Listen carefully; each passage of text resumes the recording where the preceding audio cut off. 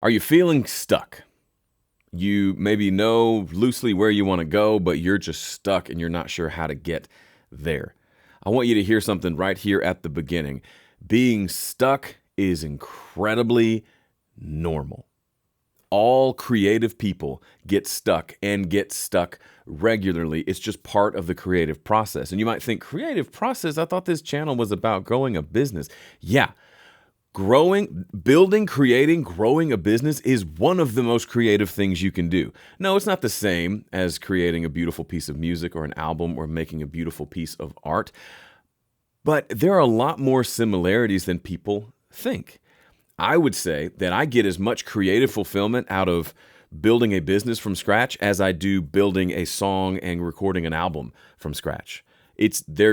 They're different, of course, but they tend to scratch the same itch.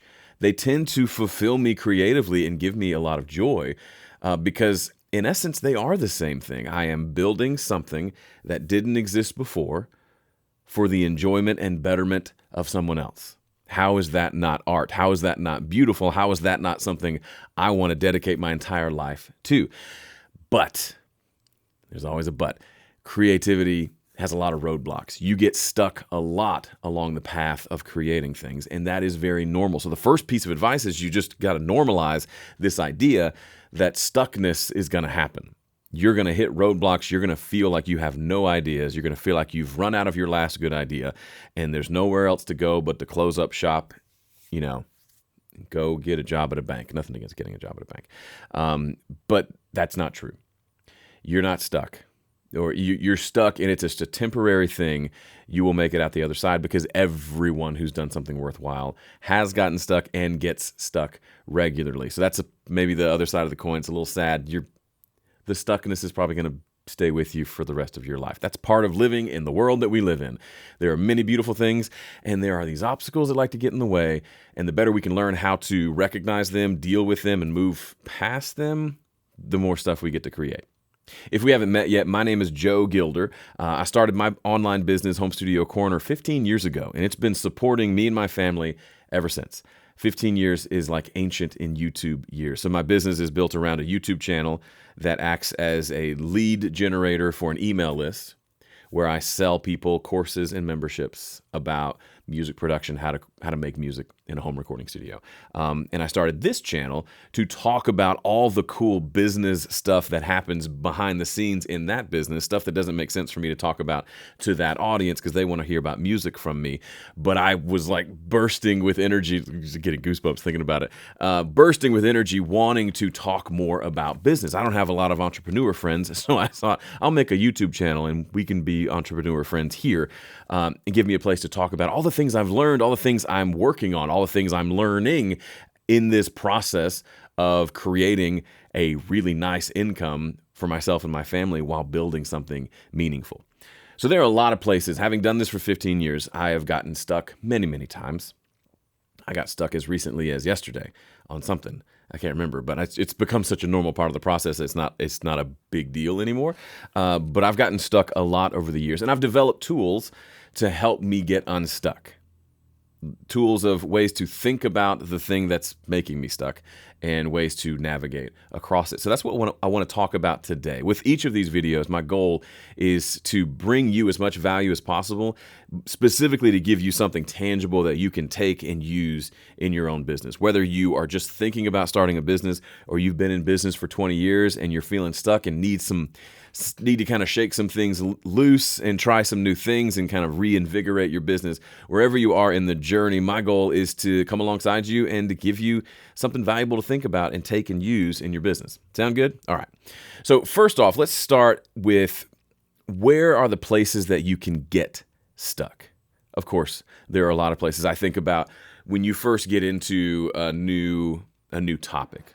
So for someone, I'm a musician and a music producer, audio engineer. For someone just dabbling or just dipping their toes into that world, at first they think, oh, it should be simple. and then maybe they get a microphone and some software or some hardware. They start trying to record and they realize, oh boy, this is way more complicated than I thought.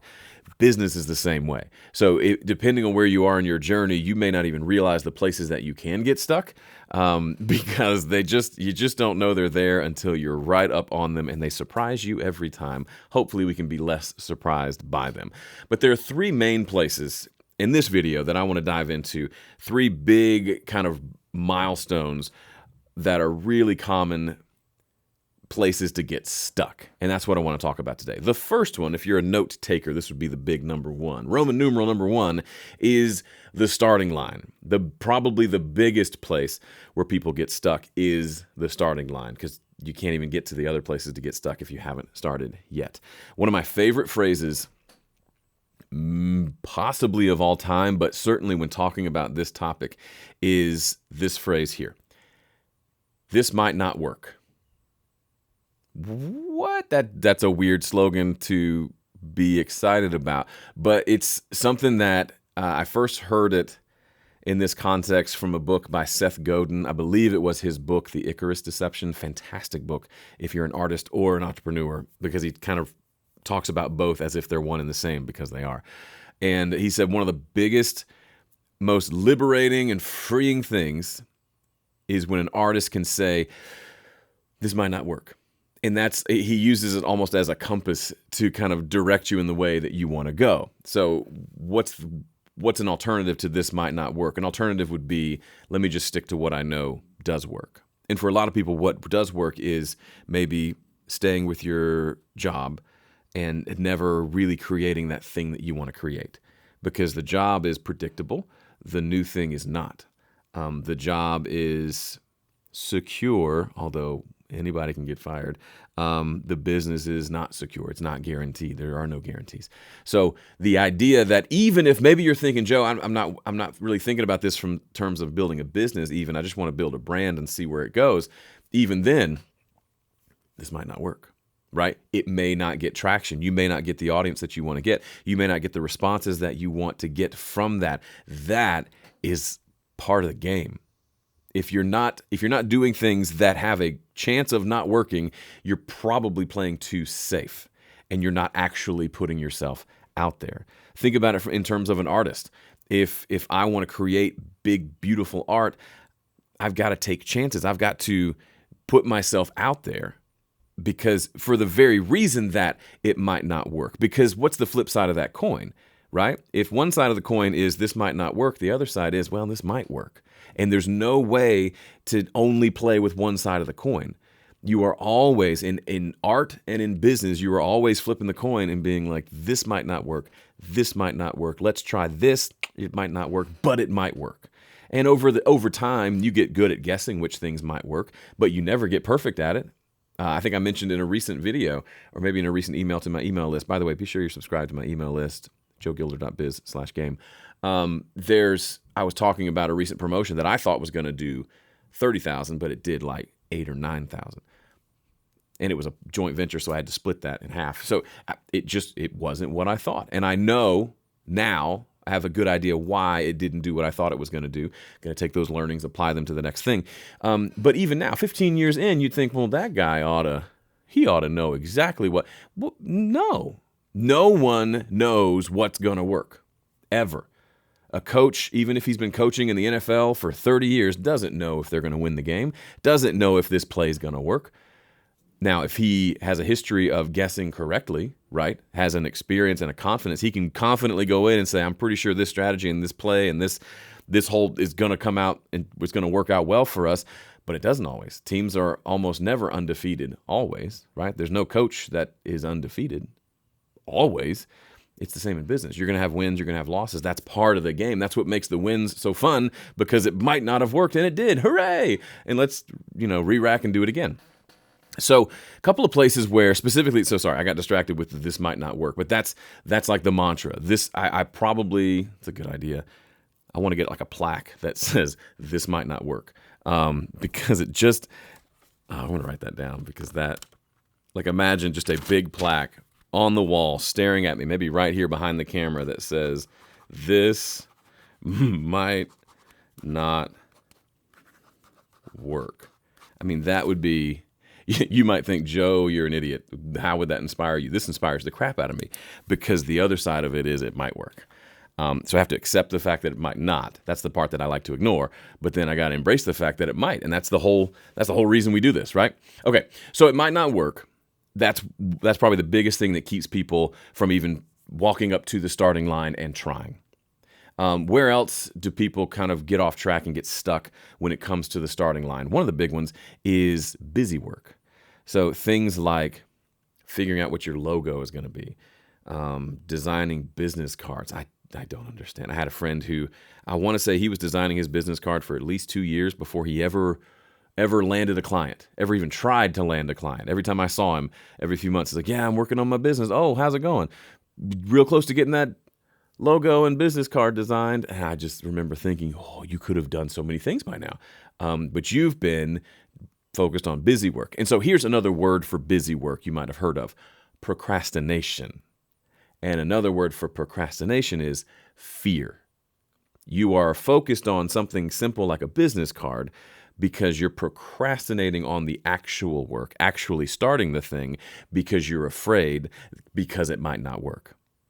A lot of people, when I talk about the reason you procrastinate is out of fear, a lot of them will be like, I ain't afraid. And I will say, okay, it may not feel like cowering in fear, right? You may feel big and bold, but everybody's afraid. It may look different. It may look like I'm worried that it won't work. I'm doubtful that this will work. What's another way of saying that? I'm afraid this won't work. You're afraid. And it's okay. It's normal. Courage, by the way, isn't the absence of fear. Courage is what you do when you feel afraid and you do it anyway. There's a great Jason Isbell song. The chorus just goes, be afraid, be very afraid, but do it anyway. Golly, if you haven't heard it, go listen to it. He's a fantastic songwriter, but it's like a theme song around my house because my kids struggle with anxiety. And it's different for each kid, but that worry monster can come grab hold of them. And a lot of times we got to talk through what's true. What's true is you should expect to be worried sometimes. You should expect to be afraid sometimes. But what you do with it matters a lot. And if you have a goal of a place you want to go, your fear is just trying to keep you from getting hurt. It has good intentions. It's just wrong, right? It's like if I played football in high school, if I let my fear run the show, I would find a way to get my coach to put me on the sideline so I didn't have a chance of getting hurt out there. I can't get hurt, and I certainly can't be blamed for losing the game if I'm on the sideline. Fear, anxiety, depression, all these things are trying to keep us out of the game. So when you find yourself getting all excited to cozy up on the couch with your laptop and spend several hours working on your business card design, just maybe you hear me on your shoulder saying, hey, is that really moving the needle? Is that really getting you towards your goal? Probably not. What's another place? So business cards, maybe that's not a great example. Maybe you're thinking online business and business cards hasn't even crossed your mind. I have done business cards before. I had a giant box of like 1,000. I want to say I gave out 2 and eventually threw the box away. The other place is probably something like website setup. That is a big one. You're thinking, I'm going to get my website looking amazing. You don't even know what you want your website to do because you haven't started the thing yet. So maybe you don't even need a website. Right now, as I'm shooting this video, I'm hesitant to even say it because it's a little embarrassing. I started a website to go along with this channel. It's called joegilder.biz. If you go to that website right now today, there's not a website. It just takes you straight to the landing page for my lead magnet, which is my business game plan. You fill out your email and I send you a video and a PDF. That's it. That's the only thing there. There's 2 pages on that website. When you go there, it goes to that game plan page, and then I've got an apply page where you can fill out an application to work with me one-on-one coaching. So it's joegilder.biz/apply. joegilder.biz, the homepage, doesn't even exist. It just redirects to that landing page. That's it. That's all I needed to get started. I needed a YouTube channel. I needed a page to send people. And that was that opt-in page. That's it. Will I eventually build out the rest of the website? Yes, sure. It's on the list. Is it making a difference in how this business is going? No, not at all. I've got the pages I need. And when I create a course to sell, I'll make a page for that.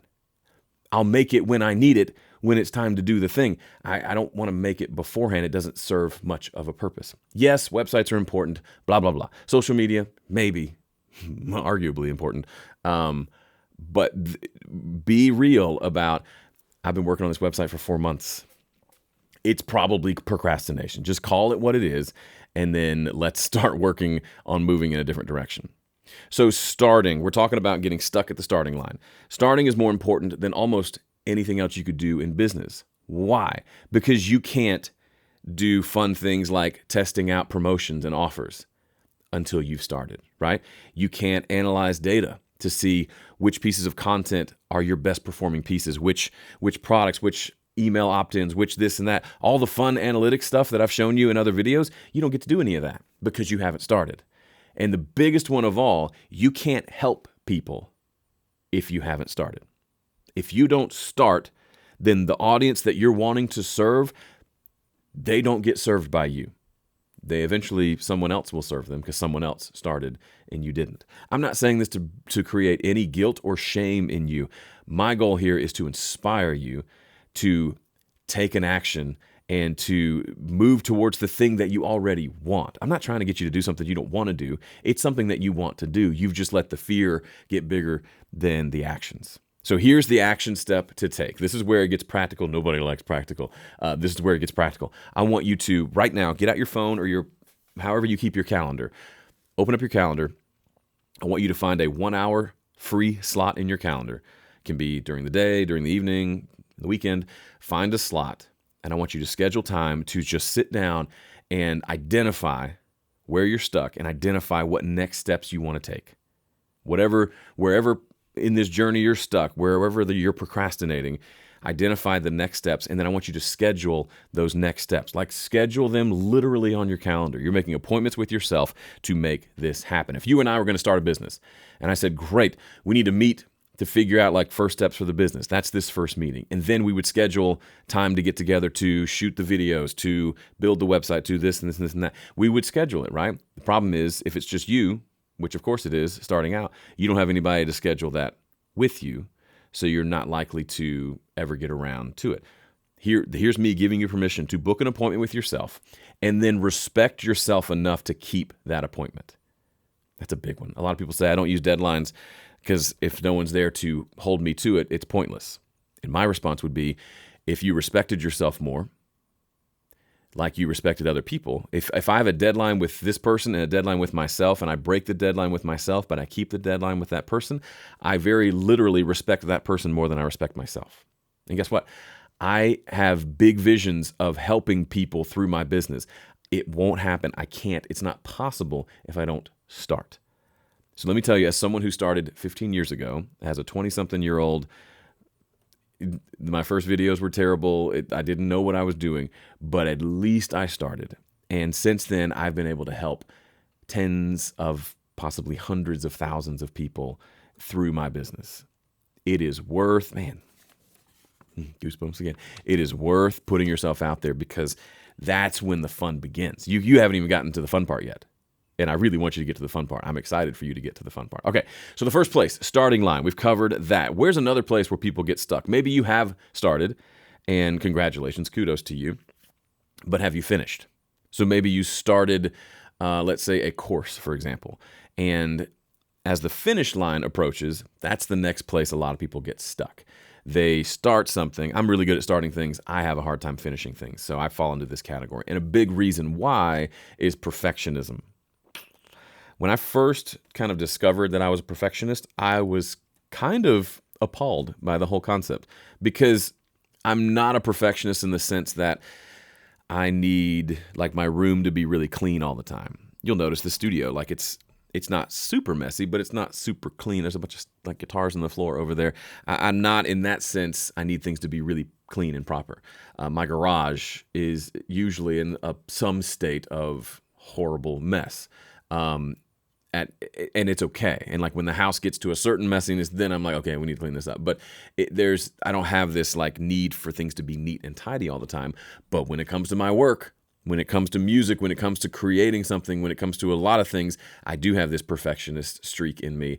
I need it to be perfect. I need it to have no mistakes. Here's a phrase you've probably heard before, but if you haven't, it's going to be one you want to write down. Done is better than perfect.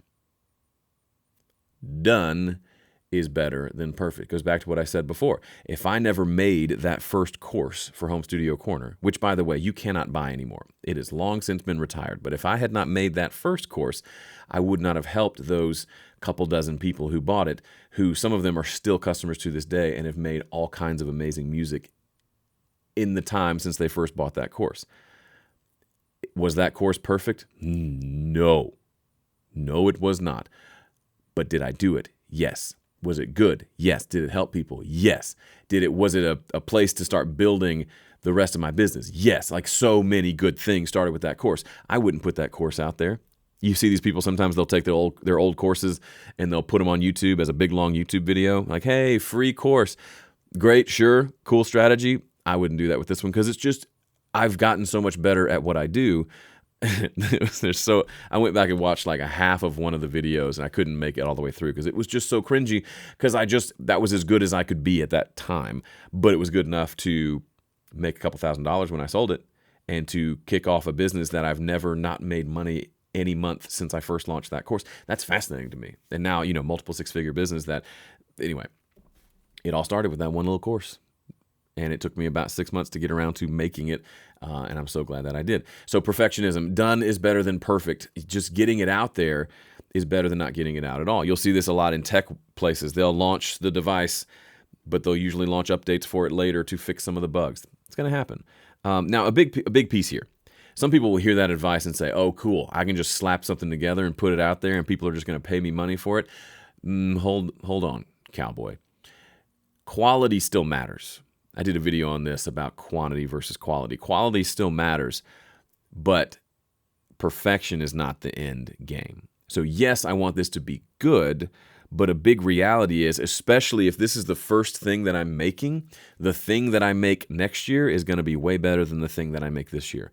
So let's take the pressure off this thing needing to be this be-all, end-all. It's just version 1. It's just the first iteration. It's just the original iPhone. They improved on the design in upcoming years, but boy, did they need to put that one out to start to generate the money to be able to grow it and build it, right? Am I saying they slapped together the iPhone? No. I'm at years and years of research to develop this thing that has been kind of the king of phones forever. But it wasn't perfect. Certainly not. And that's the point I want to make. Your thing doesn't have to be perfect. And the great thing is if we're talking about something like an online course, it can even be not incomplete, but there can be things you decide a month after you launch it, like, man, there needs to be a section on this topic. I completely forgot about that. You can add it. Shoot those videos, add it to the course, tell the customers, hey, I just added a new bonus for you. Congratulations. Go enjoy. And now that's something new that you can use to sell the course. Hey, it has this section about this topic.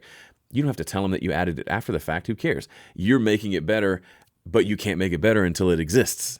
See what I mean? Kind of a catch-22 there. So here's another action step for you if you are stuck here at this finish line. It's the same as the one before. Get out your calendar, book an hour with yourself to figure out what needs to happen to get unstuck, what needs to happen to be able to say, I'm not stuck here anymore, and then schedule time to do those things. It sounds oh so simple.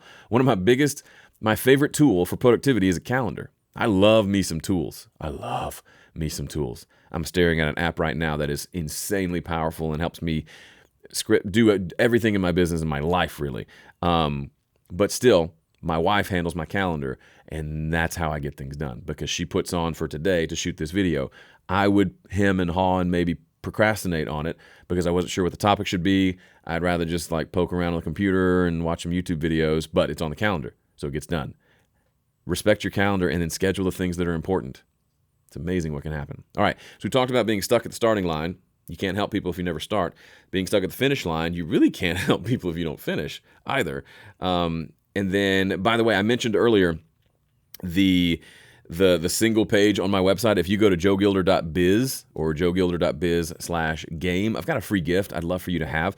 It is called the Business Game Plan, and GAME stands for an acronym for a 4-part system that I've used to run my business for forever. Now, I didn't know it was a 4-part system in the beginning, but as I've gone through the process of growing and building my business, I realized, man, I go through these same kind of 4 things. It's a cycle. these same 4 processes over and over and over and over. And that's kind of whenever I'm stuck, usually it's one of these 4 things that I need to focus on and kind of tighten up a little bit. So if you don't have a kind of a concept of what a business model would look like, especially one like this where you're creating content, you're creating courses, you're teaching people something, this is a must read, a must watch. It's a single page PDF, and it has like about a 45-minute masterclass that explains the whole thing. Actually, the masterclass is me drawing the PDF for you, so you can see kind of the whole thought process there.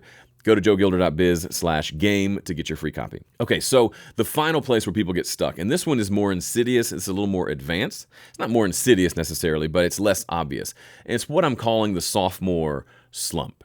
This is when you've started something and you finish something. So you probably, let's say you've started your channel, you've got a lead magnet out there, you've even launched a course, right? So you've like done the thing, you've made some money, and at the end of that process, especially when you do that first launch of that first thing, you sit back and maybe you celebrate that month because you made some money, and then the next month you go, oh no, I've been like building up to this moment. It's kind of like Christmas. I've been building up to this moment of selling this thing. Has been like almost all that I can think about for maybe months. Now what? I've sold it. There's nothing else for me to do. That's a very normal feeling. Your goal now is it's going to feel like you're starting over, and in some ways you are, but the bigger picture way to think about it and way to view it is you've now laid a big piece of the foundation of your business, kind of like a big old brick. Next thing you do is build another brick on top of that. And you do that, it's not going to be fast, it's going to take time, but you're going to slowly build up this business that's not a one-hit wonder where you've got one course, one thing, you put it out once and it's gone. You're going to now start building systems around that thing that you built so that you can continue to make money from it in the future, not just that one time. But you're also going to realize, well, if I only sell one thing, once people have bought it, what do I do from there? Are they dead to me? Are they done? I'll tell you, customers are the most valuable people in your system. Find a way to sell them something else, whether that's coaching, whether that's a new course that dives deeper into something you mentioned in the first course.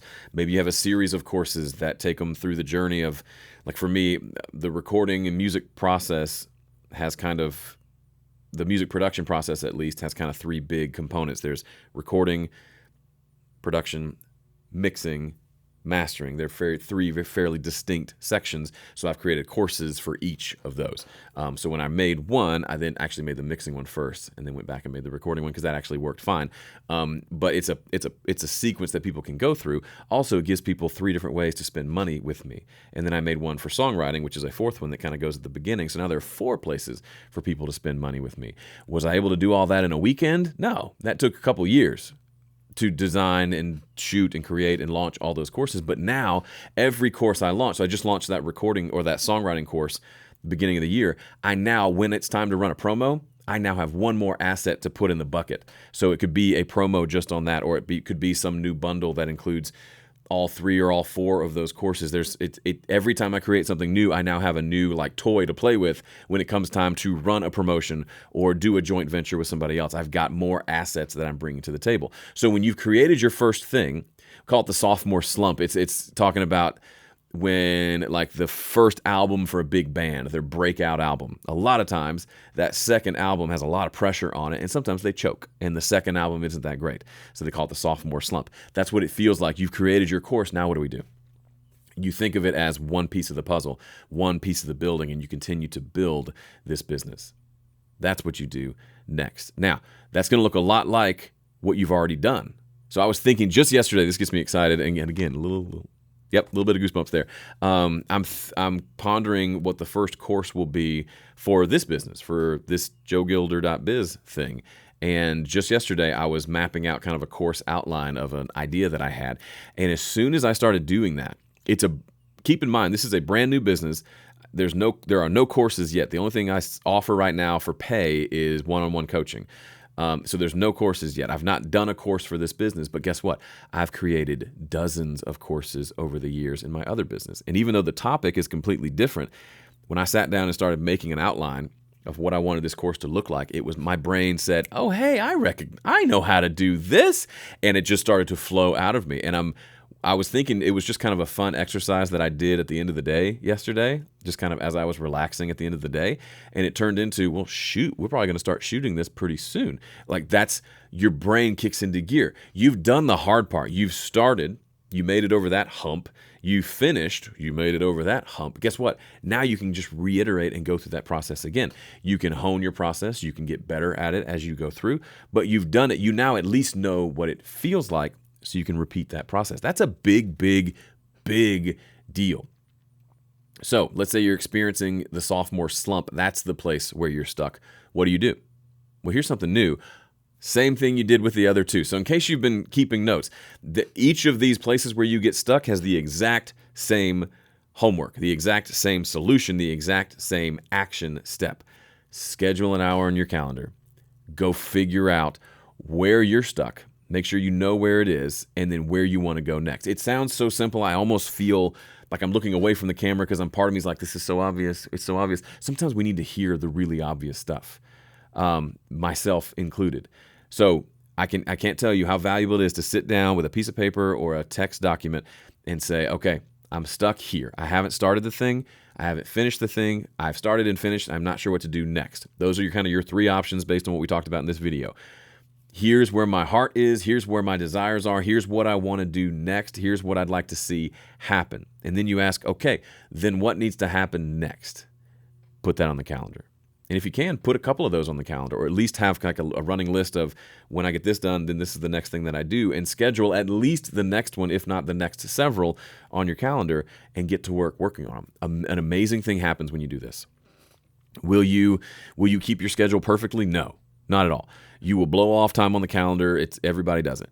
But what will happen is when you do keep that appointment with yourself, especially that first appointment you set where you're going to work on something towards the goal that you have, this weird thing happens where you start to gather momentum. And you may find you gave yourself an hour, but you spent 3 hours on it. You didn't even realize it. You'll find that because you made progress in that first hour that you scheduled, the next time you see that come up on your calendar, you're going to feel a little excited about it. And you're going to be more likely to jump in and do it. And it creates this very real momentum. You'll get stuck again along the way, right? It happens to everybody. But the momentum is one of the best ways you can break through those little mini roadblocks that come up along the way. And at any point, it can be helpful to just do this same exercise again. You go for a few weeks and you're feeling great, but then you get stuck again. Come back and do this again. Just kind of have a moment to kind of debrief with yourself, reevaluate where you are, and make an action plan moving forward. And then go tackle it, and then come back and rewatch this video if you need to kind of help you remember the things that you tend to forget. All right, here is one more thing I'd like from you. Leave a comment in this video. Answer the question, where are you stuck, and what do you want to do about it? You don't have to hold yourself accountable to me. This is mostly for you. Where are you stuck? What do you want to do about it? If you like this video, you'll definitely like this recent video I did on how to keep things fun and exciting in your business. Thanks so much for watching. I'll see you in the next one.